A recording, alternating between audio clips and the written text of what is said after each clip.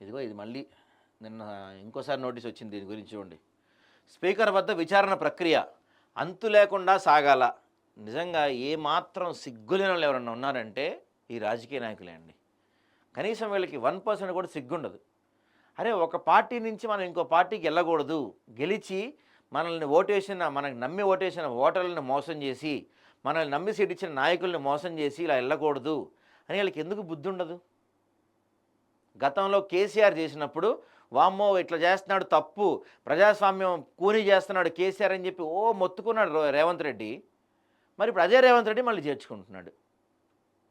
అప్పుడు నన్ను అడిగేది ఏంది, నేను తోపుని నేను తురుని అన్నాడు కేసీఆర్. ఇప్పుడు మన అదే కేసీఆర్ బాధపడుతున్నాడు. అదే బీఆర్ఎస్ వాళ్ళు కేసులు వేస్తున్నారు. అంటే కర్మ రిటర్న్ అవడం ఖాయం. కానీ ఇలా పార్టీలు మారటం అయితే తప్పు. నిజంగా చాలా దారుణమైన విషయం ఇది, పార్టీలు మారటం.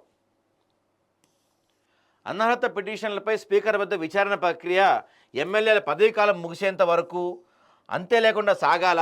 అలాంటప్పుడు ప్రజాస్వామ్య సూత్రాలు ఏం కావాలి అని సుప్రీంకోర్టు న్యాయమూర్తి జస్టిస్ బిఆర్ గవాయ్ ప్రశ్నించారు. పార్టీ మారిన బీఆర్ఎస్ ఎమ్మెల్యేలను అనర్హులుగా ప్రకటించాలని కోరుతూ తాము దాఖలు చేసిన పిటిషన్లపై నిర్ణయం తీసుకునేలా తెలంగాణ స్పీకర్ ఆదేశించాలని కోరుతూ బీఆర్ఎస్ కార్యనిర్వహణ అధ్యక్షుడు కేటీఆర్, ఎమ్మెల్యే పాడి కౌశిక్ రెడ్డి, కేపీ వివేకానందల పిటిషన్లపై మంగళవారం జరిగిన విచారణ సందర్భంగా న్యాయమూర్తి ప్రశ్న సంధించారు.